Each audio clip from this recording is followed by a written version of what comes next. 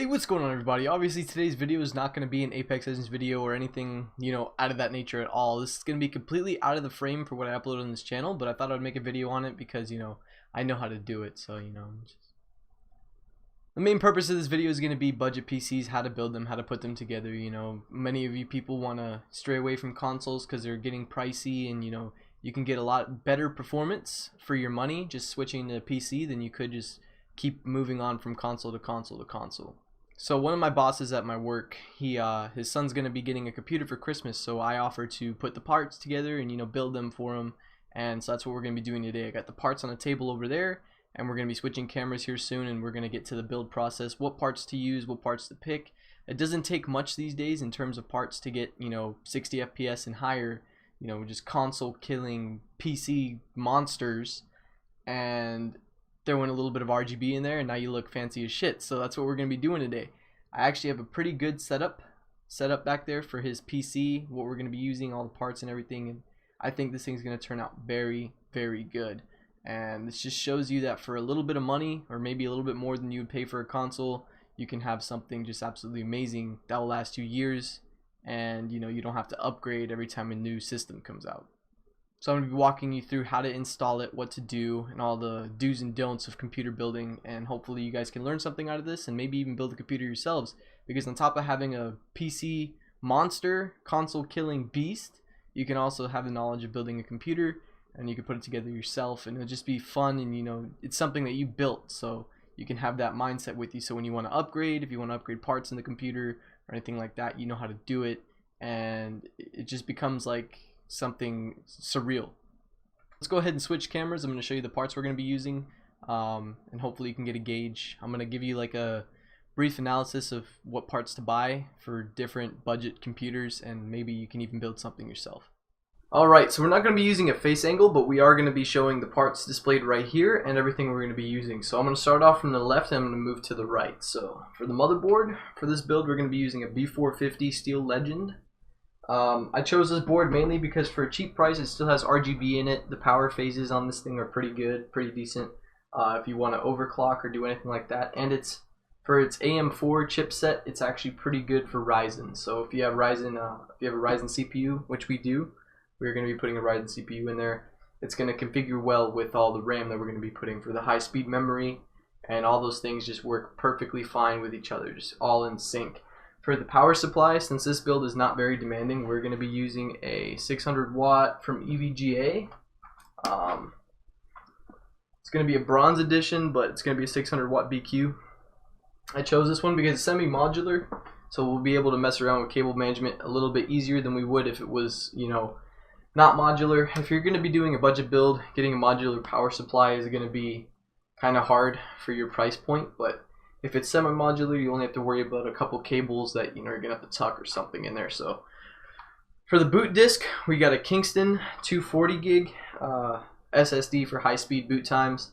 You could put a couple games on this thing as well. If you're running off of SSD, the boot times on a computer tend to be a little bit faster. If you have an NVMe that goes right into your motherboard, which again is for more expensive, maybe like a moderate build, it's going to be extremely fast, but you're going to want to have an SSD for your boot drive if you want your computer to be super high speed. At least that's in my opinion. For the RAM, we're going to be going with the XPG Spectre D60G. I chose this RAM because again it has RGB, which we're going to be configuring for the build as well, and it's 3000 megahertz. It's not super high speed as you would see, for most Ryzen builds, but for our build specifically, this is going to cater just fine. So with RGB and everything else that we're going to put in this computer, it's going to actually look really good. And this unmarked box over here, once I get this stable, this one right here is going to be a 2 terabyte Western Digital Black. I got this one on sale. It's normally like 200 bucks. I got it for 100. 2 terabytes of storage with a little bit faster speed than your standard hard drive. So it's again going to help with game speeds, loading times, menu screens, whatever. This hard drive is going to be specific for this. Moving on to the guts of the computer, we got a Ryzen 5 2600 for the CPU. As you can see, it's a Ryzen, but this is not going to be the fastest processor, especially with the newest stuff coming out to date. For beginner build, this processor is absolutely nuts. 6 cores, 12 threads, 3.6 gigahertz. I'd say this is a very perfect starter CPU for anyone getting into gaming at all, for its multi-threading purposes and its single thread performance.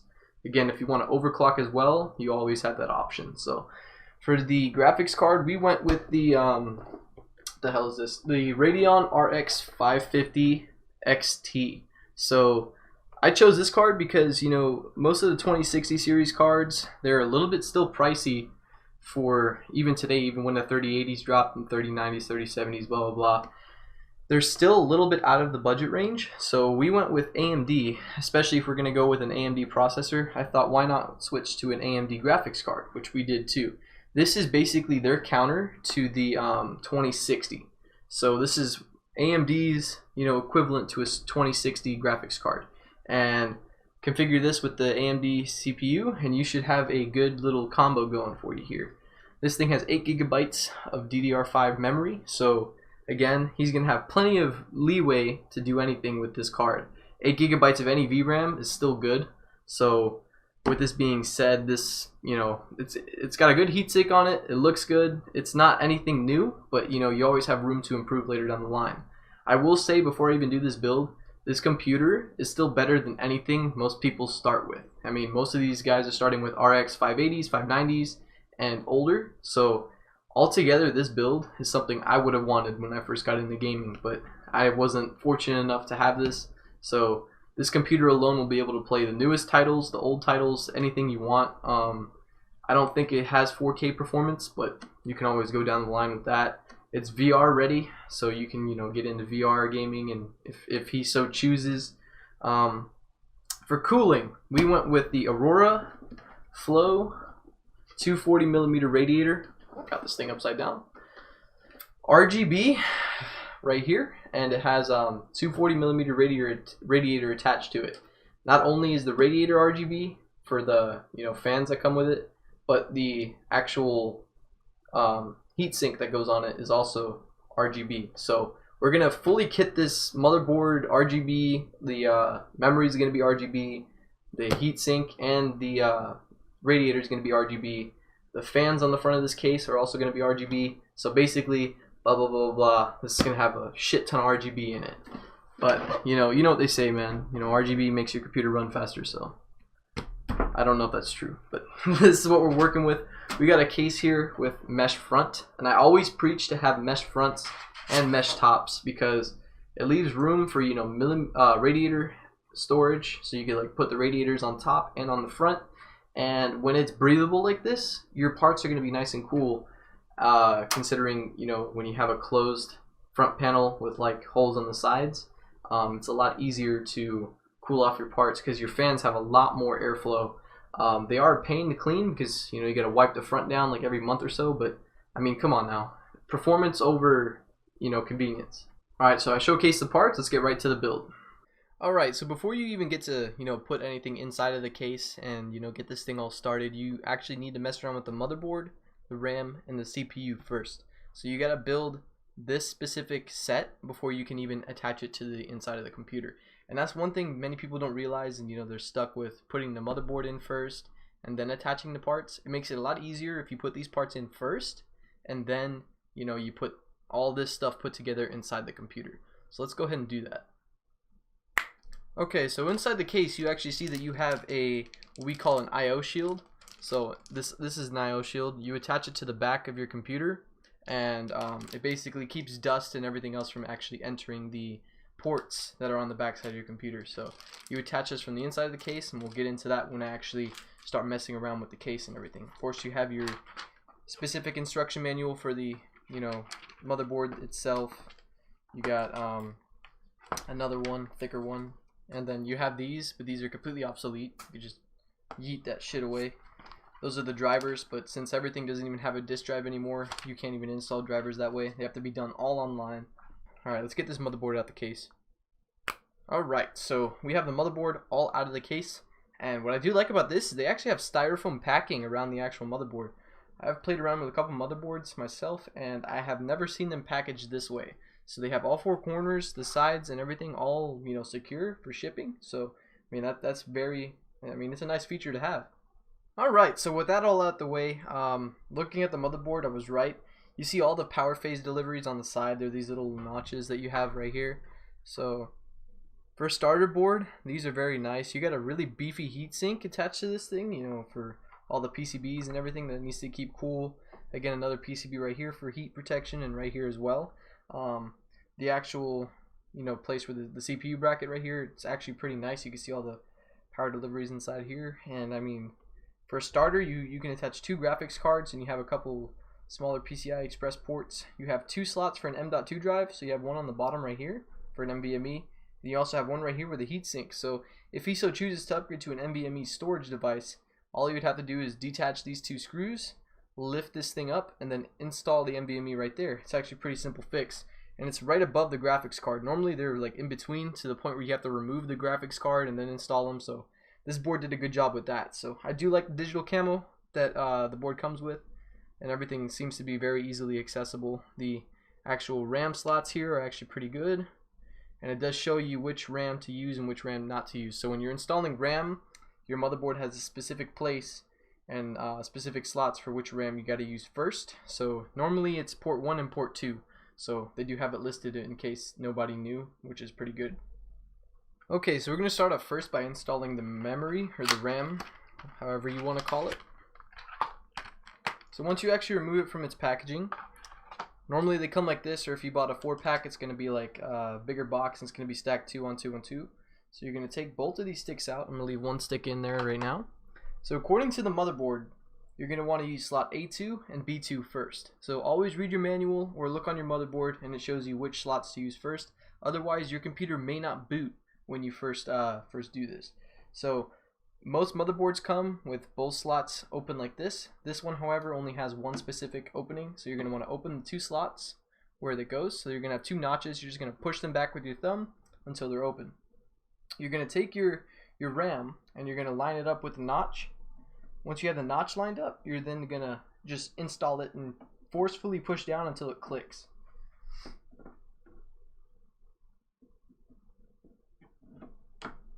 So I have it lined up with the chipset, and you're just going to want to push down, middle, even pressure on the sides and on the other side until it clicks. Once the latch closes, you know that the memory slot is installed, and you're going to want to repeat the same process with the other end.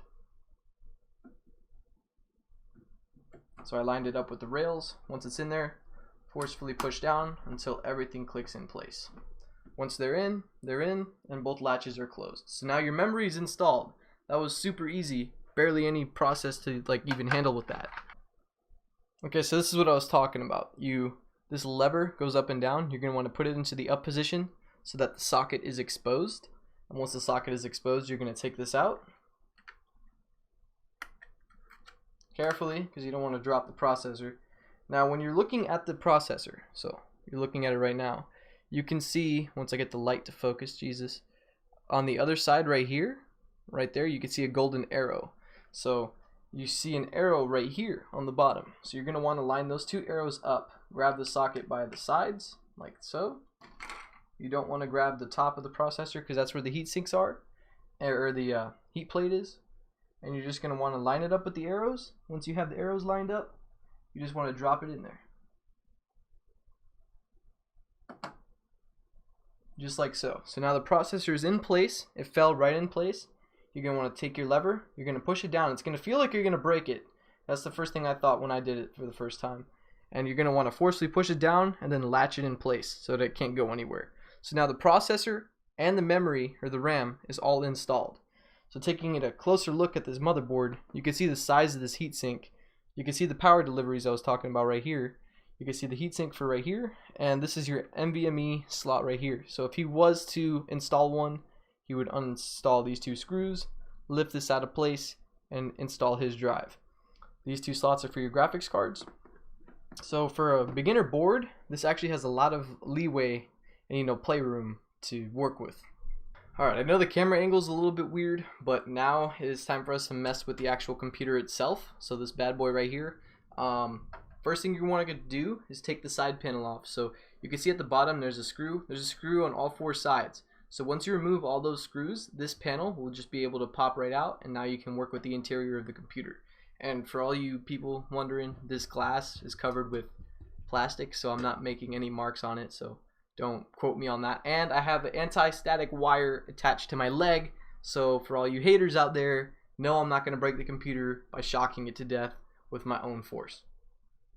Okay, so now with the interior of the computer exposed, they have their wires wired in the middle. So the way, you can get around this is actually by tucking them through here, which we will be doing when we get to the cable management part of the video. So all these wires will be routed through the back and then plugged into the motherboard that way. Because no one wants a whole bunch of wires, floating around in the middle of their case. Budget PC or not, you kind of want the cable management to be somewhat good. So we're going to be playing around with cable management, and we're going to be, building the computer. And just, we're going to get her done. So let's get it.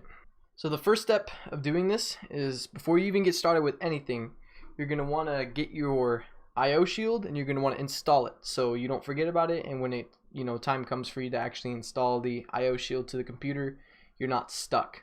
So the IO shield is this thing, the thing I was talking about earlier. So you're going to want to line it up with the back of your computer. So if I can get an angle on this, it's going to be attached right back here. And the way that you can line it up is you can look at your motherboard for reference, and you're going to look at where all the slots go. So you're going to see that all the holes are on this side attached to the holes on that side, and you're going to attach your motherboard this way. So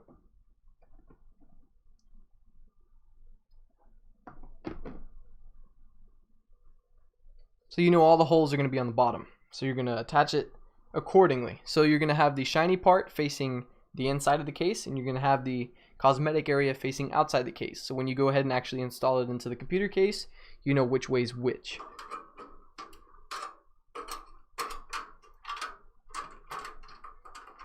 So when you get the IO shield lined up and ready to go, you're just going to, you're going to want to give it a lot of force, because these things are very stubborn sometimes. And, if you give it too much force, it'll go through. You got to play with it. It's one of the tedious, annoying parts of computer building, but, you got to get around it. It clicks in oh so subtly, and you got to work your way all the way to the back.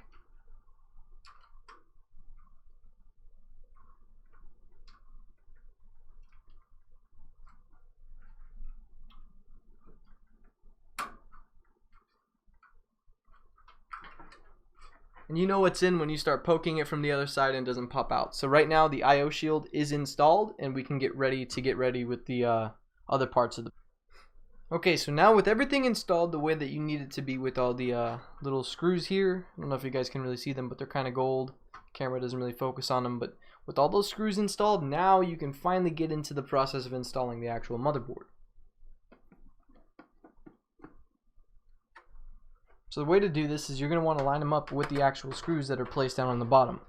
So you're going to have like wires hanging out over here. You're going to want to move them, and you're going to want to line it up with the IO shield itself. Once you get it lined up with the IO shield, you'll be able to tuck it. And once you squeeze it in there, you'll see all the holes are lined up for you to screw them in. Now I always recommend using some kind of magnetic tipped screwdriver, so this way you don't lose the screws down on the bottom. But you're going to want to work your way from the left all the way to the other side. So now this process, you're going to have to push the motherboard actually into the IO shield so that you can access this port and screw the actual screw down. Once you get the first screw down, it kind of moves the whole board into place, so that this way you can attach all your extra screws. I always tighten this down to the maximum. Some people disagree with that, but I've been doing this for years, and this is how I always build my computer. So now once I have the one at the top left attached, I always work my way to the middle. So I attach the middle screw, distributing pressure across the entire motherboard surface. From there, I go and I do the bottom left portion.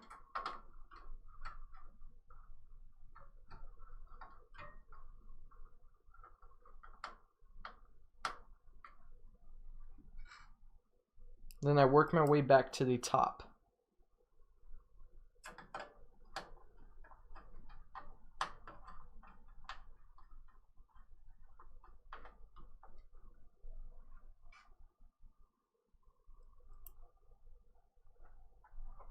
And from the top, I finish in the middle again. Once I have the middle one done, I go to the bottom right.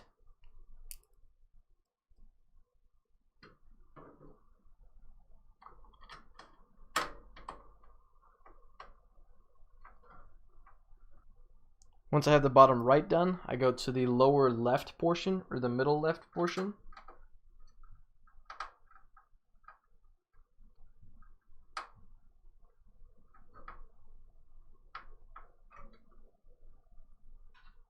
Once I finish that, I go back to the top.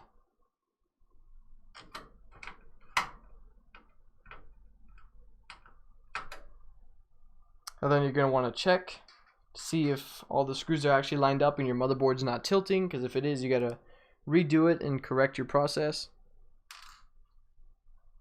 And then I finish with the final screw on the bottom.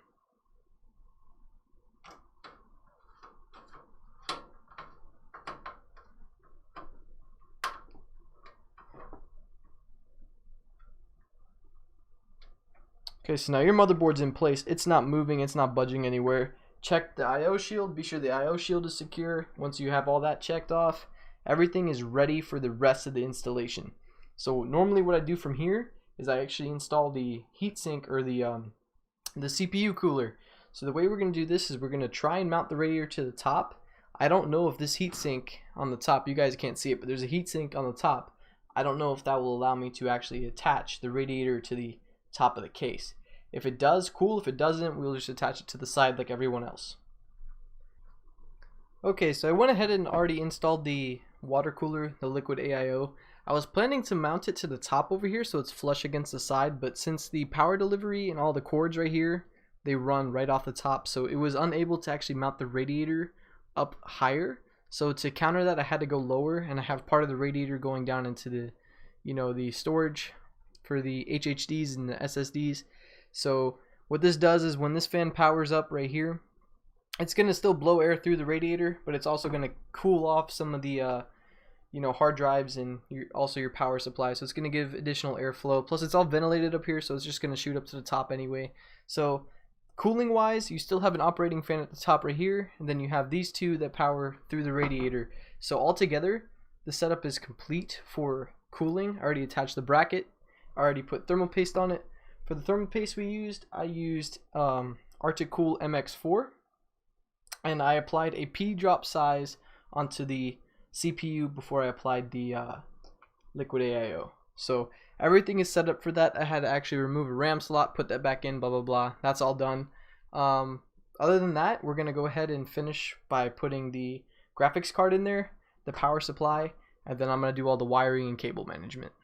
Just before we actually move on, in order to install these, they have long screws that have short threads on the sides. So you already have 3 fans right here. You don't need to use the fans that come with the specific cooler. If you do, fine. My plan was to mount it to the top, but to my, what I saw when I installed the motherboard is this heatsink that's at the top right here did not allow me to install the radiator how I wanted it. So I had to use the front panel. You put the screw through the hole on this side of the fan, and then it comes just into the radiator right here, mounting it so that it's secure to the actual case so it doesn't fall off later. Other than that, let me just get ready and finish up this. Alright, so here's the graphics card we're going to be using. This is the XFX 5550 XT. So you got the 2 fans over here. They're not really black. They're more like a red dark color, which adds like a nice finish to the card itself. It has the front logo on the back right here on the front.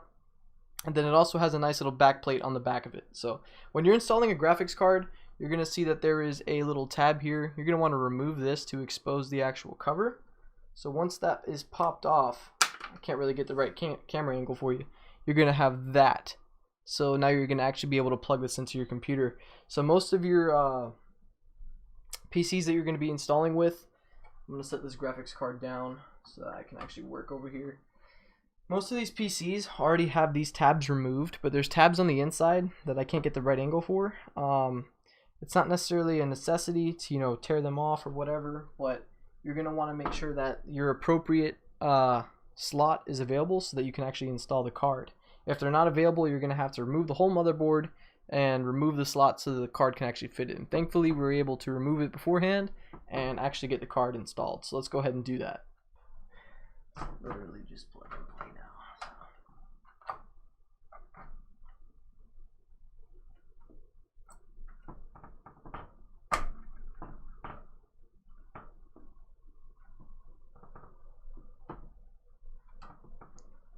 Alright, so I just slid down. Now, it's the same process when you're installing your RAM. There's going to be a little lever there. You're going to push that all the way until it can't go no more. And then what you're going to do is you're going to line up the holes with the holes that are on the motherboard. And you're just simply just going to want to push down on the graphics card until you hear a click. And you won't be able to remove it anymore. So, it's locked in place. The graphics card's loaded. You have the whole graphics card inside the tray. So now, all of the exterior brackets are removed, and now the last thing for you to do is to attach the backplate that the PC already comes with, which is this thing. If your specific case does not have one of these, you don't even need to worry about it, but this is to lock this in place even more and prevent it from damaging or bending or whatever. So just be sure to look out for what your case has for its parameters, and if your case does have one of these little locking mechanisms, go ahead and put it on there. I mean, if it doesn't, it doesn't, but it's just another little safety precaution. Okay, so now we're working to the very end of the build, and as you can see on the back of this case, you see where the back bracket is for the actual water cooler and everything else like that. So the front panel's off, side panel off, front panel off. Everything is off of the case, so now we're able to work with all the wires and everything. So the last step to do is to actually install this power supply unit that's going to go on the back, and it's going to be housed right here to give power to the entire computer. And what we went with was the EVGA 600 BQ. So this is a bronze rated power supply, 600 watts. You'll still be able to upgrade graphics cards and still have enough little wattage left to, for future upgrades, I mean. So this power supply has some upgradability left in it. So if he so chooses to upgrade his graphics card, he can, and he doesn't have to worry about buying extra power. So let's go ahead and get this thing installed. I decided it might just be a good idea to get the hard drive in first, so this way we don't have to deal with it after all the wires are installed.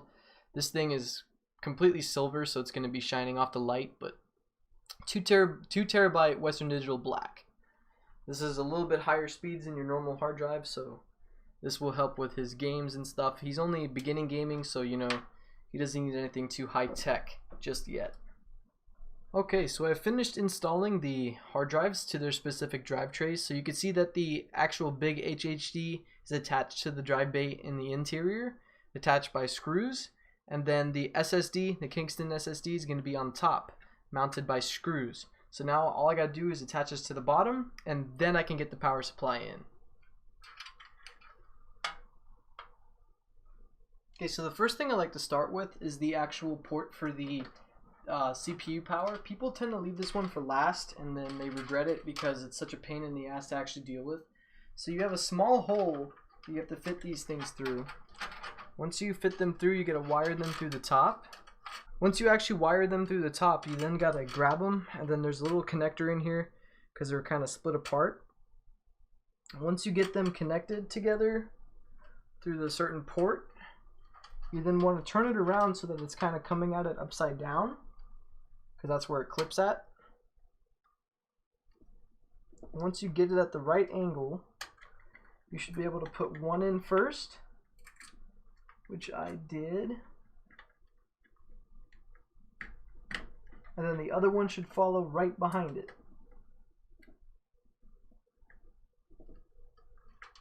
And it gets hard to see because you get all these bars in your way and stuff, but once you get through that, it clips in just like that. Now you got power running to your power supply.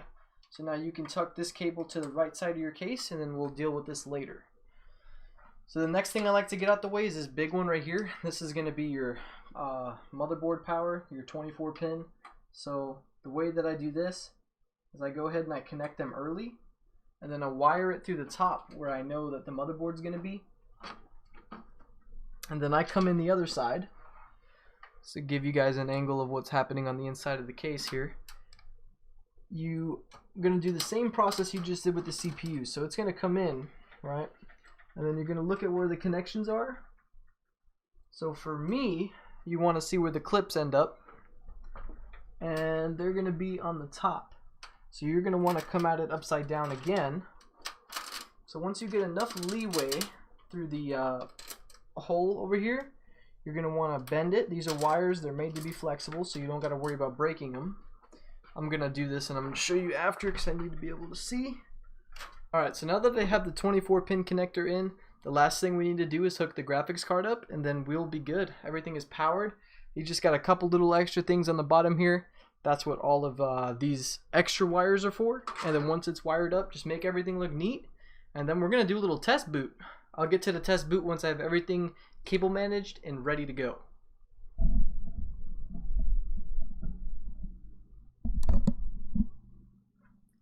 Alright, so I have done everything I could with this computer with cable management wise. There's a couple wires I couldn't do. It was the power supply wire, and then you have this wire. The only place I can route the wire is right over the water cooler, but those are the only two wires you have hanging out. Of course, you have the ones on the bottom, on the interior, that are also sticking out, but there's nothing you can do about those because they gotta plug into the bottom of the motherboard. So, we are ready to see if it boots. Before I do this, I do want to say that there is not any Windows programs downloaded on this computer, so it does not have a operating software yet. I have to install it still, but this is all I'm going to do for the day. I just got every part installed, all the storage, all the RAM, CPU, water cooler, GPU, power supply. Everything is installed and the power supply is hooked up to every one of the components. So I have done the interior of this PC already. Like I said, I wasn't able to use this top bracket here because of this PCB right there. It was blocking the fans from actually connecting to the power supply or to the actual radiator, which kind of sucks. I'm not even gonna lie, because I really wanted to mount it to the top, but I just couldn't do it. I don't know if we'll be able to boot on the first try. I might have to troubleshoot. I might not. Here goes nothing though. Power supply is turned on. I already see lights flashing. Let's go ahead and see if it will boot. That's good. I hear the radiator. Water is going through the loop.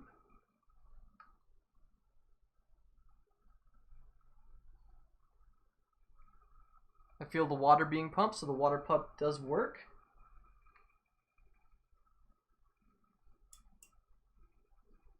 Still nothing from the power.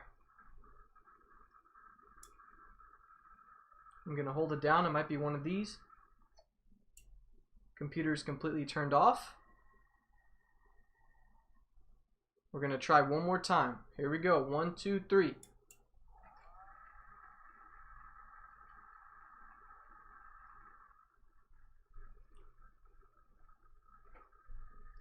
The graphics card is working. The power supply is working for that, but I already know what I did wrong. I hooked up the wrong ports to the wrong bottom, to the bottom of the motherboard.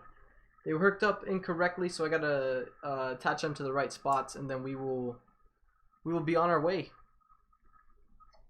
Okay, so I saw that I connected the power switch header the wrong way. So you gotta read the manual really carefully when you're doing that. They can be tricky sometimes. So again, I powered on the actual power supply, and you can see all the RGB goodness going on inside of here. So we're going to go ahead and hit this power button one more time, and we're going to see if we can actually get a boot. 3, 2, 1.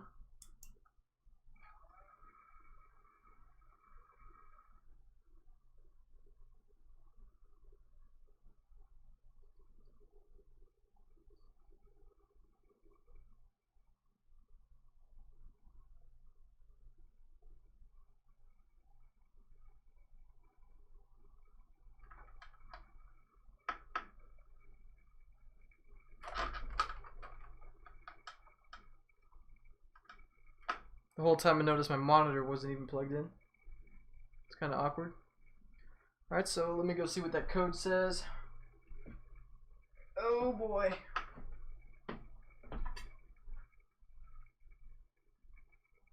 So yeah, right now it's just asking for a boot device. So we did get this thing to boot. This thing is booting properly.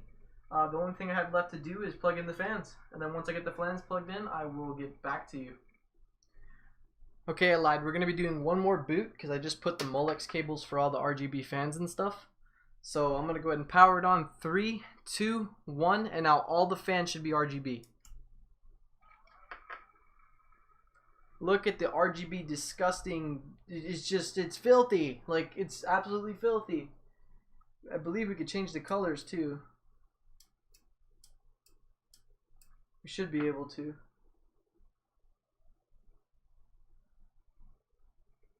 I'll configure all that later, but this is just absolutely like RGB goodness, man.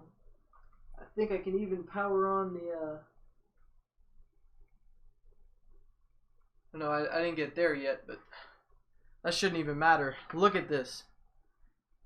Well, I hope this video was very helpful for you guys to, you can build your own computer at home, save some money on upgrading parts and doing all this other stuff when you could just, build your own PC and put some personality into it. I mean, look at all the colors. The colors, man. But yeah, I'm worn out. Been doing this for around 4 hours. Hope you guys did enjoy this video. It's not like the top-notch setup, but if you want RGB goodness and an affordable price that's a console killer, here you go. But other than that, I'm gonna head out. I'm gonna go ahead and put the cover on this, put some windows in it tomorrow, and then I might give you guys an update on the computer after it fully runs and benchmarked and everything. But hope you guys did enjoy the video. If you did, leave a like. If not, whatever. I'm gonna head out now.